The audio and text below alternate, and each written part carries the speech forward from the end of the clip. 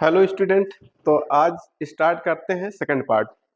कल first part में हमने 20 क्वेश्चन डिस्कस किए थे, जो आपके प्रीवियस ईयर में स्पॉन्सरशिप में आए हुए क्वेश्चंस हैं। मैंने आपको कहा था उसी का नेक्स्ट लेक्चर आज डिस्कस डिस्कस करते हैं। आज भी 20 क्वेश्चन करेंगे। तो कोशिश करिए कि आप लोग अगर इन क्वेश्चंस को देख रहे हैं तो इनके बेसिस पे और भी क्वेश्चंस आप तैयार करिए। ये नहीं कि अगर मैंने आपको कहा कि 200 से 300 क्वेश्चन मैं आपको स्पॉन्सरशिप के आए हुए क्वेश्चन करवा दूंगा तो आप उसी पे डिपेंड हो जाएं। क्वेश्चन आप देखिए, एक पैटर्न देखिए कि इस प्रकार के क्वेश्चन पूछे जा रहे हैं, तो उसी के हिसाब से आपको एक्स्ट्रा क्वेश्चंस भी पढ़ने पड़ेंगे। ठीक, तो ये ध्यान आपको रखना पड़ेगा। तो चलो आज स्टार्ट करते हैं नेक्स्ट क्वेश्चन। तो क्वेश्चन नंबर दे रखा है पहला, मूवमेंट ऑफ इनर्शिया। ऐसे ही शॉर्ट टर्म यूज करता है। मैं कोई एक्स्ट्रा वर्ड इसीलिए नहीं जोड़ रहा क्योंकि ये वर्ड यूज करता है, ध्यान रखिएगा। इस कारण से उसी प्रकार मैंने लिख रखा है क्वेश्चन को। तो M I, movement of inertia of a body depends upon, किस पे डिपेंड करता है? मूवमेंट ऑफ इनर्शिया किस पे डिपेंड करता है? तो मूवमेंट ऑफ इनर्शिया का जनरली आप लोगों ने जो फॉर्मूला पढ़ रखा है, अगर उसकी बात करते हैं तो आई इक्वल टू, आपने कहा एम आर स्क्वायर। यही तो आपने मूवमेंट ऑफ इनर्शिया का फॉर्मूला पढ़ा था। ठीक है, बाकी अलग अलग बॉडी का अलग अलग मूवमेंट ऑफ इनर्शिया होता जाता था। एक एक्सिस के अबाउट होता था, एक मान लेते हैं सेंटर के अबाउट होता था। तो वो अपने आप से अलग अलग बॉडी का अलग अलग मूवमेंट ऑफ इनर्शिया आप लोगों ने पढ़ रखा है। ठीक है, तो यहां पर अगर मैं बात करता हूं तो position of the axis and distribution of mass around the axis, mass around the axis. तो ये मास और पोजीशन दोनों पे डिपेंड करता है, ध्यान रखिए। ठीक, नेक्स्ट क्वेश्चन की अगर बात करते हैं, नेक्स्ट दे रखा है, an astronaut inside a satellite is in state that weightlessness because of the effect of, किस इफेक्ट के कारण कोई भी एस्ट्रोनॉट आपका सैटेलाइट के जब अंदर है तो उसका वेट जीरो, वेटलेसनेस का मतलब जीरो। तो वेट किसके कारण जीरो हो सकता है? मास तो उसका होगा ही होगा। किसके कारण जीरो हो सकता है? आपका एक्सलेशन ड्यू टू ग्रेविटी। क्योंकि वेट का फार्मूला आप लोगों ने पढ़ रखा है, वेट का फार्मूला पढ़ा था mass into acceleration due to gravity.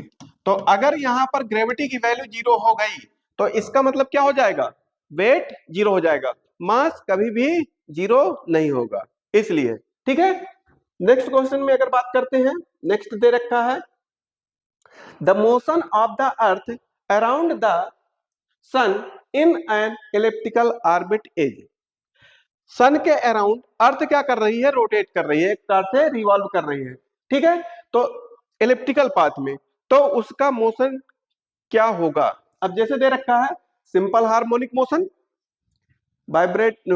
Vibratory motion और पीरियोडिक मोशन और अपीरियोडिक मोशन। ठीक, अपीरियोडिक मोशन। तो यहां पर अगर एक टाइम इंटरवल के बाद दोबारा उसी पाथ को रिपीट करती है, एक टाइम इंटरवल के बाद दोबारा उसी पाथ को रिपीट करती है, जब ऐसा कुछ होता है तो वो क्या कहलाता है? पीरियोडिक कहलाता है। एक फिक्स टाइम इंटरवल के बाद उस पाथ को रिपीट करती है तो क्या कहलाएगा? Fix time period. Fix time period जरूर ये ध्यान रखना है, तभी पीरियोडिक हो सकता है। यहां पर बहुत लोगों को कंफ्यूजन हो सकता है कि सिंपल हार्मोनिक मोशन क्यों नहीं। तो फिक्स टाइम इंटरवल के बाद ध्यान रखिए उस पाथ को रिपीट करना, वो क्या कहलाता है? पीरियोडिक मोशन कहलाता है। ठीक है, नेक्स्ट अगर बात करते हैं, दे रखा है an engine pumps up pumps up 100 kg of water through a height of 10 metre in 5 second. 5 second में 10 मीटर हाइट तक 100 kg वाटर क्या करता है? पंप करता है। तो कह रखा है if the efficiency of engine is 60% then the power of the engine. तो अब देखिए, कुछ इंजन की पावर होगी और वो कितना वर्क करवा पा रहा है? इतना करवा पा रहा है। तो इसका मतलब वो कह रखा है 100% इफिशियंट है। तो आउटपुट मुझे कितना मिला है? यहां से अगर बात करें पावर आउटपुट, वो कितना हो जाएगा? M G H divided by T, energy per unit time. Energy per unit time क्या कहलाता है? आपका पावर कहलाता है। तो यहां से पी वो लिख दिया। एम कितना 100, G 10, H अच्छा 10 और टाइम 5, यही तो दे रखा है। तो यहां से काट दिया तो ये आपका 2, तो कितना आ गया? अगर बात करते हैं 2000 यहां पर आ गया आपका। ठीक है, तो ये आउटपुट पावर इतनी मिली है।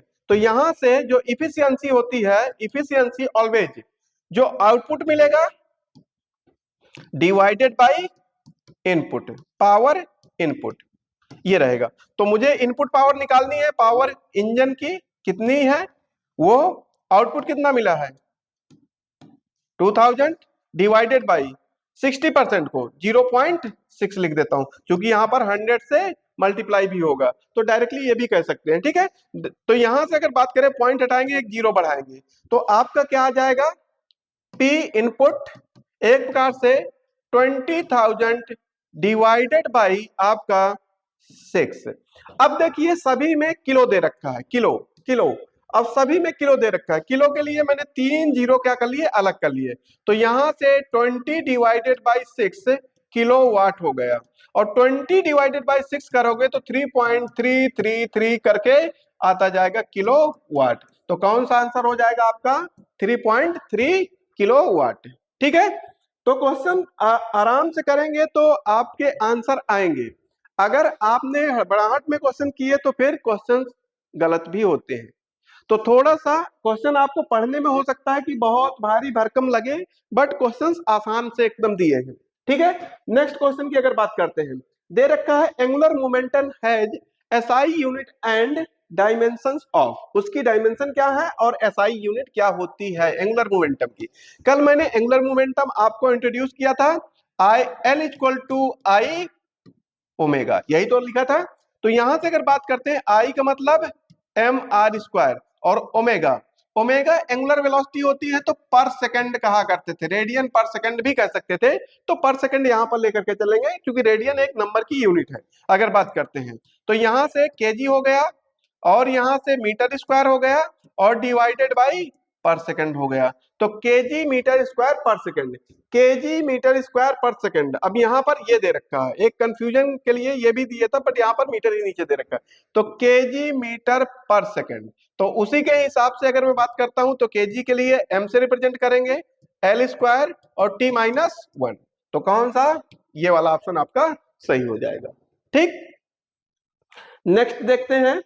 नेक्स्ट क्वेश्चन दे रखा है, the magnetic moment of a short magnet is 8 ampere metre square, what is the magnetic induction at a point 20 centimetre away on its equatorial line from its mid point. तो इसका directly आपको जब magnet में आप लोगों ने पढ़ा होगा तो वो फार्मूला डायरेक्टली आपको याद रखना पड़ेगा। मैं यहां पर फार्मूला डायरेक्टली यूज करता हूं, तो B इक्वल टू हो जाएगा mu divided by 4 pi m divided by r cube, ये डायरेक्टली आया होगा। ठीक है, इसी प्रकार आपने इलेक्ट्रिकल में भी पढ़ा होगा, तो वहां पर भी आपको मिलता था इसी प्रकार कुछ। ठीक है, तो वहां से इसको कंपेयर कर सकते हैं। तो यहां से अगर मैं बात करता हूं, म्यू की वैल्यू जो होती है वो होती है आपकी 4 पाई इस टू 10 टू की पावर माइनस का 7। ठीक है, तो ये वैल्यू पुटअप कर दिया, तो यहां से 4 पाई इस टू 10 टू की पावर माइनस 7 ये वैल्यू पुटअप किया, डिवाइडेड बाई नीचे 4 पाई दे रखा है, m की वैल्यू आपको 8 दे रखा है, और r कितना दे रखा है आपका 20 सेंटीमीटर।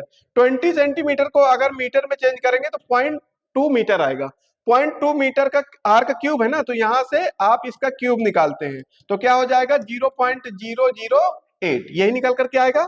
तो यहां पर 0.008 ये निकल करके आया, यहां से ये वैल्यू कट गई, यहां से पॉइंट हटाया तो 3 जीरो ऊपर और बढ़ गए, यहां से ये काटा तो आपका 1000 टाइम कट गया, 1000 मतलब 3 जीरो इससे माइनस हो जाएंगे, तो यहां से 10 टू की पावर माइनस का 4, तो कौन सा आंसर हो जाएगा आपका 10 टू की power minus 4 weber per metre square, आपका ये आंसर हो जाएगा। ठीक है, नेक्स्ट क्वेश्चन में अगर बात करते हैं, a second pendulum has a time period, बहुत पूछा जाने वाला, अक्सर रिपीट होता है ये क्वेश्चन ज्यादातर में, ठीक है। तो इसको डायरेक्टली आप याद रख लीजिए, ज्यादा कैलकुलेशन की बात नहीं है इसमें। आप 2 सेकंड, सेकंड पीरियड, वो सेकंड पेंडुलम का डायरेक्टली आप कहेंगे 2 सेकंड टाइम होता है, काम खत्म।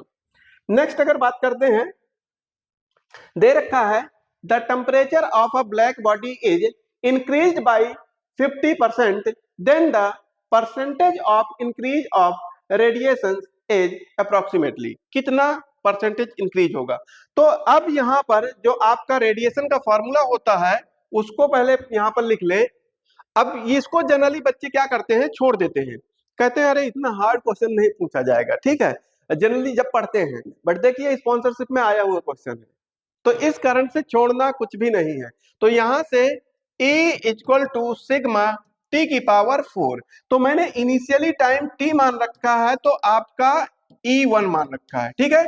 T2 कितना हो जाएगा, यहां से 50% इंक्रीज किया है टेम्परेचर, तो यहां से क्या हो जाएगा 1.5 t हो जाएगा, ठीक है, ये हो जाएगा। तो यहां से E2 कुछ मिलेगा, तो E2 निकालते हैं। तो यहां से अगर बात करें E1 equal to sigma T1 की पावर 4, ये होगा। तो T1 को T रख दूंगा, कोई दिक्कत नहीं है, T1 ना रखिए। E2 अगर यहां से निकालते हैं तो सिग्मा यहां से क्या हो जाएगा 1.5 T की पावर 4, ये हो जाएगा। अब परसेंटेज इंक्रीज निकालना है, तो आपको पता ही है कि परसेंटेज इंक्रीज निकालोगे तो E2 माइनस का E1 divided by E1 multiply 100। तो अब देखिए E1 E2, अब मैं डायरेक्टली देख रहा हूं यहां से, तो जैसे सिग्मा और टी की पावर 4 ऊपर से कॉमन होकर के कट जाएगा, जैसे यहां पर सिग्मा टी की पावर 4 बाहर आएगा, 1.5 का पावर 4 माइनस का 1 का पावर 4, और नीचे क्या हो जाएगा, यहां से सिग्मा टी की पावर 4, ये यहां से कट गया, और यहां से 100 का मल्टीप्लाई है, तो 1.5 की वैल्यू स्क्वायर की वैल्यू होती है 2.25, तो इसको 2.25 से और मल्टीप्लाई करेंगे, तो अप्रोक्सीमेट ये वैल्यू आएगी 5, अप्रोक्सीमेट 5 पॉइंट कुछ आएगी, अप्रोक्सीमेट में पूछा है, ध्यान रखना, अप्रोक्सीमेट 5 पॉइंट कुछ आएगी, ठीक है। तो 5 माइनस का 1 मल्टीप्लाई 100, तो अप्रोक्सीमेट कितना आ गया 400%, तो आपका आंसर क्या हो जाएगा 400% आपका आंसर हो जाएगा, ठीक है। बहुत आसान क्वेश्चन है एकदम से, बहुत कम टाइम लगेगा। अगर यहां पर मैंने फॉर्मूला लिख दिया है, आपको फॉर्मूला भी ऐसे क्वेश्चंस में लिखने की जरूरत नहीं होती, डायरेक्टली यहां पर पुटअप करते हैं क्वेश्चन, फॉर्मूले को दिमाग में चलाते जाते हैं, वैल्यू का सीधे स्क्वायर क्यूब जो भी होता है वो रखते हैं और कैलकुलेट करते हैं, तभी आपका टाइम बच पाता है, और जब आप टाइम बचाएंगे तभी इस प्रकार के क्वेश्चंस कर पाते हैं, ठीक है, तो ये ध्यान रखिए। नेक्स्ट अगर बात करते हैं, नेक्स्ट दे रखा है a planet has a radius equal to 1/4 and mass equal to 180 times those of the earth, earth के रिस्पेक्ट में रेडियस 1/4 दे रखा है, मास 180 1/80 टाइम्स दे रखा है, ठीक है। तो क्या रखा है, due to gravity on the surface of the earth the same on the surface of the planet is, कह रखा है अर्थ के रिस्पेक्ट में जो ग्रेविटी है, तो उसके रिस्पेक्ट में प्लेनेट की ग्रेविटी क्या होगी, तो बस निकाल देते हैं। आपका अर्थ के रिस्पेक्ट में जो ग्रेविटी होती है उसका रिलेशन अगर बात करें तो G इक्वल टू क्या होता है, GME डिवाइडेड बाई RE², तो यहां प्लेनेट के लिए लिख देते हैं GP, मैं डायरेक्टली रख रहा हूं, G उसी प्रकार रहेगा। मास ऑफ प्लेनेट कितना है, ME/80, ये दे रखा है, कह रखा है 1/80 टाइम्स से, तो मास ऑफ प्लेनेट अगर मैं बात करता हूं तो कितना दे रखा है, ME का 180 टाइम्स, ये दे रखा है, डायरेक्टली ये पुटअप किया। यहां पर रेडियस ऑफ प्लेनेट की अगर बात करता हूं तो RE डिवाइडेड बाई कितना 1/4 का है ना, तो 4, ये कर दिया, तो यहां से RE डिवाइडेड बाई 4 का स्क्वायर, ये हुआ, तो यहां से GP इक्वल टू, ध्यान रख लीजिए, तो मैं वैल्यू को थोड़ा सा अलग कर लेता हूं, 1/80, ये कर लिया। यहां पर अगर बात करें तो आपका GME और यहां से RE², नीचे जो 4 का स्क्वायर होगा वो कहां चला जाएगा, ऊपर चला जाएगा, तो 16 हो जाएगा। तो यहां से अगर बात करते हैं ये 5 टाइम्स काटेगा, और ये वैल्यू क्या हो गई, G हो गई, यहां पर स्क्वायर है, तो यहां से GP इक्वल टू GE या G डिवाइडेड बाई 5, ये आपका आंसर हो जाएगा, ठीक है, तो आपका GY5 आंसर हो जाएगा। इस प्रकार के कंपैरिजन वाले क्वेश्चंस ग्रेविटेशन से खासकर पूछे जाते हैं। ठीक है, तो इस प्रकार के क्वेश्चंस की जरूर प्रैक्टिस कर लीजिएगा। अलग अलग प्लेनेट के लिए अर्थ के रिस्पेक्ट में आपसे पूछ लेता है। यहीं पर बेट भी कह देता तो 1/5 हो जाता। बेट भी कहता ग्रेविटी, क्योंकि ग्रेविटी जैसे जिस रेशियो में चेंज होगी उसी रेशियो में बेट भी चेंज होता है। तो ये आपको ध्यान रखना पड़ेगा। नेक्स्ट क्वेश्चन की अगर बात करते हैं, दे रखा है अ रॉक ऑफ वुड, दे रखा है डेंसिटी जिसकी 600 आपका 600 kg पर मीटर क्यूब, और दे रखा है यहां पर आपका mass 120 kg। Float in how much weight can be put on the rock to make it just sink. अब देखिएगा, इस क्वेश्चन को निकालने के लिए आपको थोड़ा सा बेसिक पे बात करनी पड़ेगी।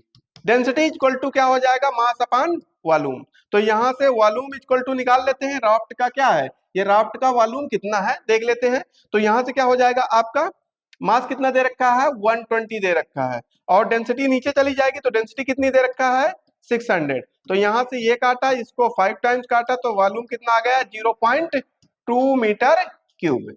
अब इतना वॉल्यूम जो है एक प्रकार से किसके अंदर, वाटर के अंदर है। इतना ही तो वाटर डिस्प्लेस करेगा। ठीक है, इतना वाटर के अंदर गया है, इस डेंसिटी के कारण इतना वाटर के अंदर गया है। तो अब यहां पर देख लेते हैं कि मास कितना है। मास कितना, जो बॉयंसी फोर्स लगा रहा होगा, जो वाटर बॉयंसी फोर्स लगा रहा होगा, वो इतने ही वाटर के कारण, जितना वाटर इसके अंदर गया है, जितना इसका वॉल्यूम वाटर के अंदर गया है, उतना ही तो बॉयंसी फोर्स लगा रहा होगा। तो यहां से क्या करेंगे, बॉयंसी फोर्स अगर मैं बात करता हूं तो m निकाल लेते हैं डायरेक्टली। m इक्वल टू, यहां से बात कर लेता हूं, आपका क्या हो जाएगा रो इंटू वी। तो रो यहां पर वाटर का रखेंगे। तो अब देखिएगा वाटर का डेंसिटी कितनी होती है 1000 होती है, और 0.2, तो एक प्रकार से 200 केजी। 200 केजी अगर जी से मल्टीप्लाई करवा दूं तो यहां पर फोर्स आ जाएगा, बॉयंसी फोर्स जिसको कहते हैं। तो एक प्रकार से इतना अपथ्रस्ट फोर्स दे रहा है वाटर। जी अगर यहां मल्टीप्लाई करवा दूं तो वही एक प्रकार से फोर्स अपथ्रस्ट फोर्स के बराबर हो जाएगा।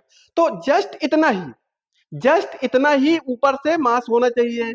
तो इसका मतलब 120 ये है, 200 ऊपर से यहां से 200 लग रहा है, ऊपर से 120 का लग रहा है, तो ये 120 हुआ, यहां से 200 हुआ, तो प्लस का कितना कर दे 80 कर दे एक प्रकार से, तो क्या हो जाएगा 200 बराबर हो जाएगा। तो जस्ट सिंक की कंडीशन आएगी। ज्यादा हो जाएगा तो क्या कर जाएगा नीचे और पहुंच जाएगा। तो जस्ट सिंक कह रखा है, तो इसका मतलब 80 केजी की कमी है, 80 केजी मास और ऊपर से रख देना चाहिए। ठीक है, तो बराबर हो जाएगा।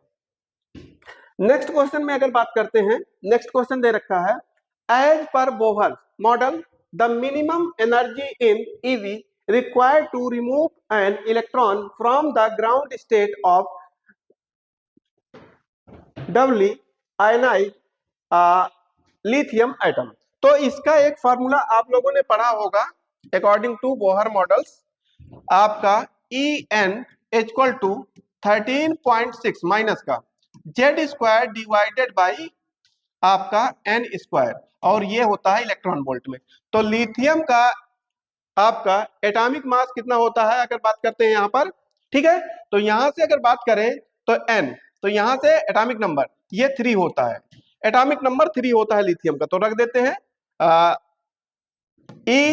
En इक्वल टू, तो 1 कहां है ग्राउंड स्टेट, तो ग्राउंड स्टेट क्या होगी 1 होगी, तो 1 के लिए निकाल रहा हूं। तो यहां से माइनस का 13.6, और जेड की जगह जेड क्या होता है एटॉमिक नंबर, तो ये 3 दे रखा है, तो यहां से ब्रैकेट में भी दे रखा है जेड की वैल्यू 3। ठीक है, तो यहां से 3 का स्क्वायर डिवाइडेड बाई 1 का स्क्वायर 1 ही रहेगा, तो E1, तो यहां से 13.6 मल्टीप्लाई 9, 9 से मल्टीप्लाई करेंगे तो क्या हो जाएगा 4, और 9 3 जा 27, 27 और 5, 27 और 5, तो ये आ जाएगा 32। तो यहां से 0.2, और 9 1 जा 9 और 3 12, तो एक प्रकार से 122.4 ये आपका आंसर हो जाएगा। तो एकदम से बेसिक ग्राउंड स्टेट कहा है और स्टेट कहता तो उसके हिसाब से n की वैल्यू रखते जाते हैं। ठीक है, नेक्स्ट अगर बात करते हैं, नेक्स्ट में दे रखा है a component that allows only under conditional current to pass through it is कौन सा होगा? Alternating current, conditional alternating current. तो ध्यान रखना डायोड होता है वो, डायोड, यहां पर डायरेक्टली डायोड टिक करेंगे। ये आपका थ्योरेटिकल क्वेश्चन है, इस प्रकार के आपके क्वेश्चन तैयार करने पड़ेंगे। आपको रजिस्टर के बारे में पता है, ट्रांसफार्मर के बारे में पता है, इंडक्टर के बारे में पता है, बचा कौन? डायोड। ठीक है, तो इसका मतलब डायोड आपका आंसर हो जाएगा। नेक्स्ट अगर बात करते हैं, equation of motion can be used for, equation of motion किस प्रकार के एक प्रकार से मोशन में यूज की जाती है, ये कहना चाह रहा है। तो कर्व मोशन ओनली कह रखा है, जो कर्व शेप होंगे उनमें ओनली। अगर आगे बात करते हैं तो कहां ये, तो यहां पर कह रखा है equation of motion can be used for, तो कर्व मोशन ओनली कह रखा है, motion along the circular path कह रखा है, जब सर्कुलर पाथ में होगा तभी, स्ट्रेट लाइन मोशन ओनली और ऑल टाइप ऑफ। तो स्ट्रेट लाइन मोशन में जो आपकी equations of motion can be use, वो तीन इक्वेशन जो होती हैं तो जनरली आप कहां पर यूज करते हैं? स्ट्रेट लाइन मोशन में। ठीक है, तो स्ट्रेट लाइन मोशन, ये नहीं कि आपने डायरेक्टली टिक कर दिया, अलग अलग सबके लिए फिर अब इक्वेशंस बन के आती हैं, बट वो तीन जो इक्वेशन दी होती हैं वो किस में? स्ट्रेट लाइन में। ठीक है, क्योंकि वहां पर क्या होना चाहिए? एक्सेलरेशन कांस्टेंट होना चाहिए, तभी वो तीनों इक्वेशन क्या होती हैं? वैलिड होती हैं, इस कारण से। नेक्स्ट क्वेश्चन में अगर बात करते हैं, if we get a straight line with positive slope then its acceleration is, अगर एक स्ट्रेट लाइन जा रही है पॉजिटिव स्लोप के साथ, तो जब कुछ नहीं कह रखा है तो यहां पर समझिएगा, अब आपको पोजीशन टाइम ग्राफ बनाना होगा, पोजीशन और टाइम ग्राफ। तो यहां से स्ट्रेट लाइन जा रही है, तो यहां पर क्या हो जाएगा? v एक प्रकार से कांस्टेंट हो जाएगा, यूनिफॉर्म मोशन हो जाएगा। तो जब v कांस्टेंट होगा तो इसका मतलब एक्सेलरेशन की वैल्यू क्या हो जाएगी? क्योंकि यहां पर एक्सेलरेशन पूछा है, तो जब यूनिफॉर्म मोशन होता है तो एक्सेलरेशन जीरो होता है, क्योंकि चेंज इन वेलोसिटी पर यूनिट टाइम एक्सेलरेशन कहलाता है, तो इसका मतलब जीरो हो जाएगा यहां पर। ठीक है, नेक्स्ट क्वेश्चन में अगर बात करते हैं, नेक्स्ट दे रखा है, if a secondary coil has 40 turns, secondary coil, यहां पर क्या करते हैं बच्चे? क्वेश्चन को पढ़ने में गलती करते हैं, तो पहले सेकेंडरी कॉइल दे रखा है, ढंग से क्वेश्चन को भी थोड़ा सा दिमाग को यूज करके पढ़ना है। ठीक है, and a primary coil with 20 turns is charge with difference, potential difference यहां पर यूज करना होगा, charge with potential difference 50 volt, then the potential difference in the secondary coil would be. तो अब देखिएगा, यहां पर अगर आपको डेटा निकालना आ गया तो ये क्वेश्चन तो बहुत आसान है, पर बहुत बच्चे क्या करेंगे, क्वेश्चन को देखेंगे और उन्हें लगेगा अरे बहुत लंबा लाइन टाइम टेकिंग है, क्वेश्चन को छोड़ करके आगे बढ़ जाते हैं। जो क्वेश्चन बहुत थ्योरी ज्यादा लिखी होगी उस क्वेश्चन को उतना ही शॉर्ट में करना होगा, ये भी ध्यान रखिएगा, क्योंकि क्वेश्चन पढ़ने में भी आपको टाइम लगेगा। तो यहाँ पर क्या दे रखा है? एनएस दे रखा है 40 टन, और एनपी दे रखा है कितने? 20 टन। ठीक है, और बीपी दे रखा है, वो कितना दे रखा है आपका? 50 वोल्ट, ये दे रखा है।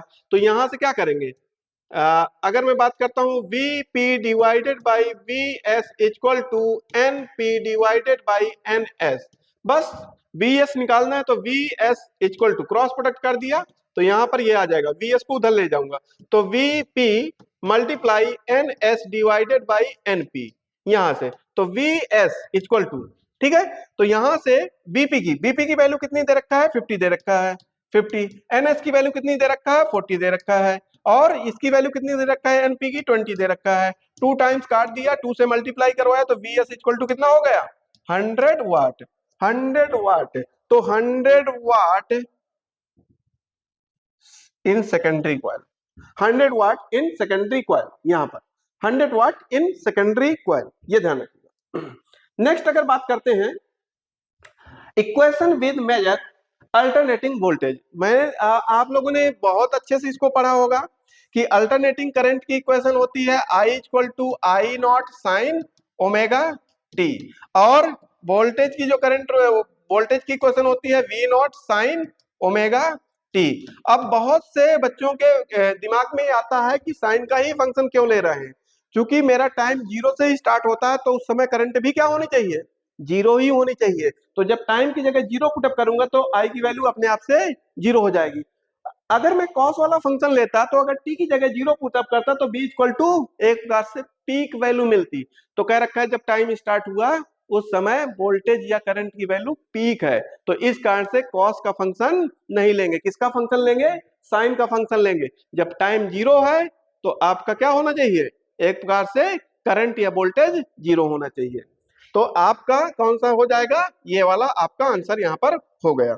नेक्स्ट अगर बात करते हैं, नेक्स्ट क्वेश्चन दे रखा है a sample of hydrogen gas has volume इतना एंड टेम्परेचर इतना, calculate the temperature at which the volume will become इतना assuming that the pressure is constant. Pressure constant है, तो जब प्रेशर कांस्टेंट है तो आपको पता ही है आइडियल गैस इक्वेशन क्या होती है, PB equal to N R T. PB equal to N R T. एक प्रकार से ये भी कांस्टेंट हुआ, ये भी कांस्टेंट हुए, तो V one equal to T one divided by B two equal to T two, ये हो गया। तो मुझे निकालना क्या है, टी टू निकालना है, तो टी टू इक्वल टू क्या हो जाएगा भैया, यहां से B two multiply T one divided by आपका बी वन। अब यहां से एक गलती नहीं करना, जो आपका ये दे रखा है टेम्परेचर उसको ऑलवेज केल्विन में चेंज करिएगा। जब टेम्परेचर आपको डिग्री सेल्सियस में दिया हो तो कैलकुलेशन के लिए ऑलवेज उसको किसमें कैलकुलेट चेंज करेंगे, केल्विन में चेंज करेंगे। तो यहां से T1 इक्वल टू क्या हो जाएगा, 100 प्लस 273, ये हो जाएगा। तो 100 प्लस 273, तो यहां से वैल्यू अब रख देता हूं, ये आपका 175 दे रखा है, 175 दे रखा है। यहां से अगर बात करते हैं ये आपका 373 दे रखा है, और यहां से V1 की वैल्यू कितनी दे रखा है आपका 574।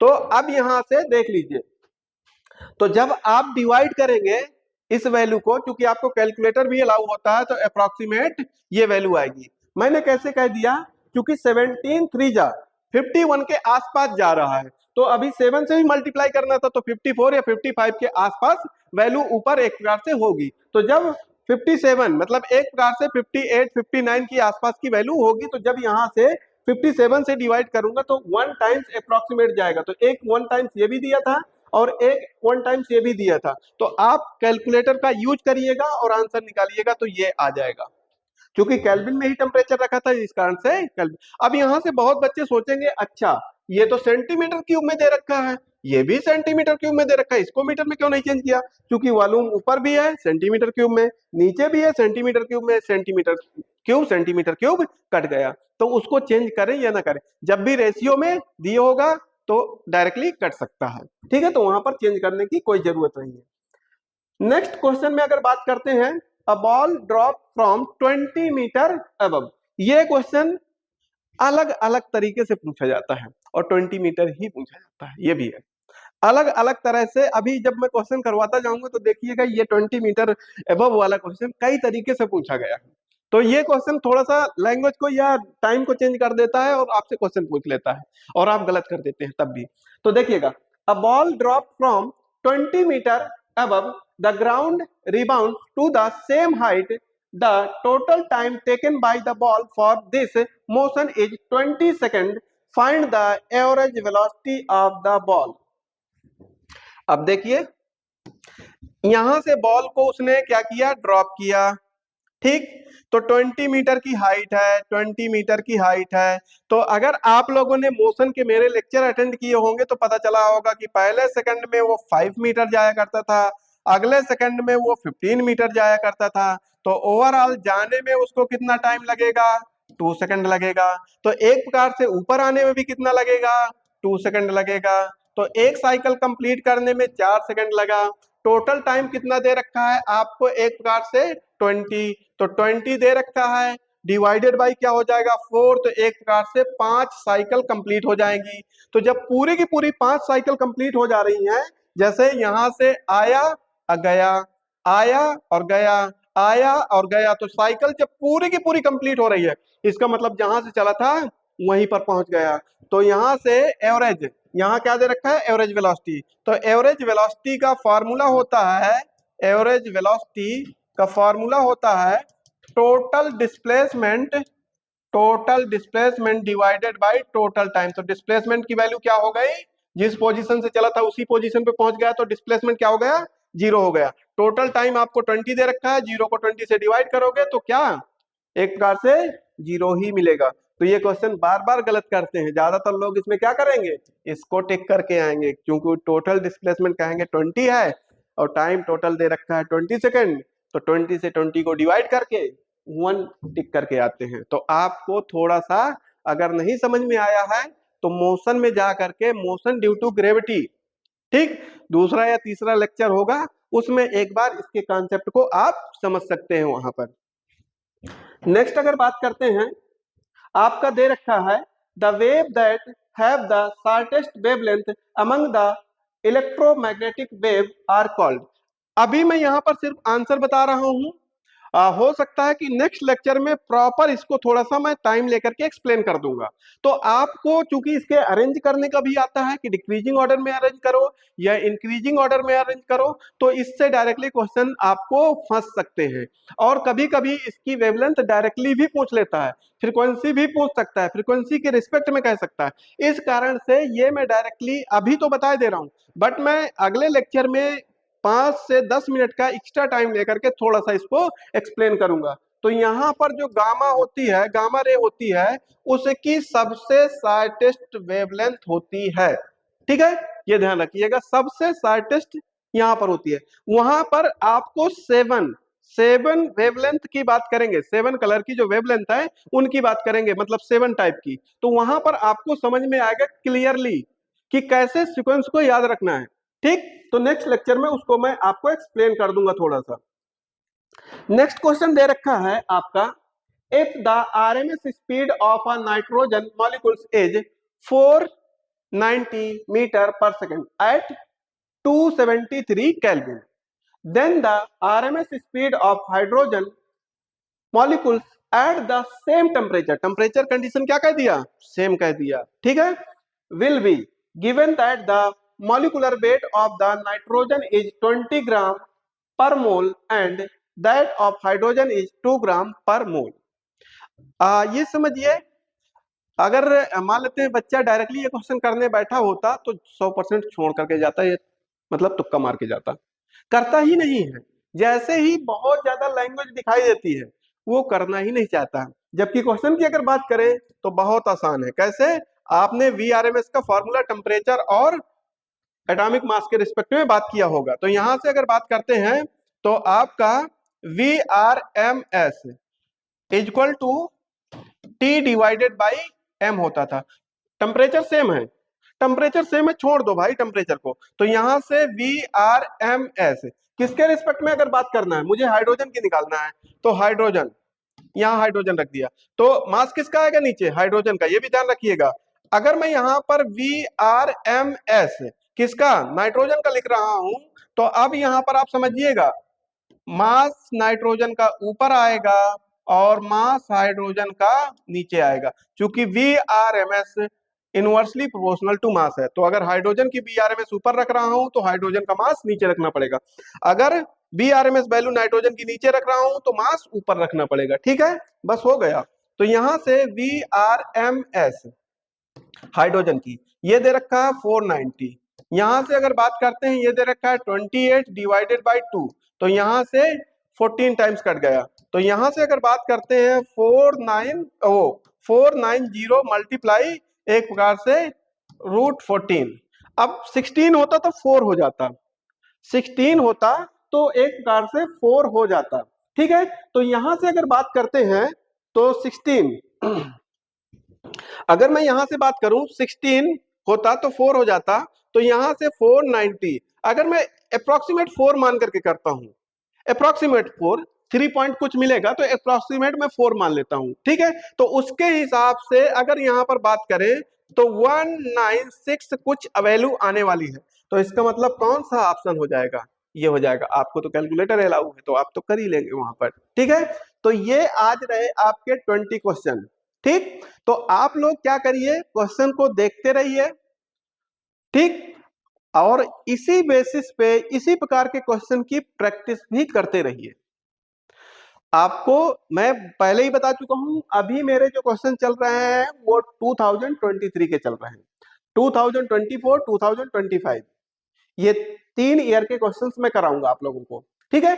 बट आप लोग जब थोड़ा सा सीरियस होकर के पढ़ाई करेंगे और इस प्रकार के जो क्वेश्चंस आपको दिखाई दे रहे हैं, इस प्रकार के क्वेश्चन के n नंबर आप क्वेश्चन की प्रैक्टिस करोगे तो आपको समझ में चीजें आएंगी। अगर आपने मान लेते हैं 20 क्वेश्चन देख करके और बस बंद कर दिया तो मामला गड़बड़ हो जाएगा। तो आपको एक डायरेक्शन बताई जा रही है कि क्वेश्चन किस प्रकार के आते हैं, इस प्रकार के क्वेश्चन आते हैं, तो उसको अगर फॉलो कर लोगे तो नंबर अच्छे आएंगे, अच्छी रैंक आएगी और किसी अच्छी कंपनी में आपको स्पॉन्सरशिप मिल जाएगी, ठीक है। तो आज के लिए इतना ही रखते हैं, बाय बाय, गुड नाइट।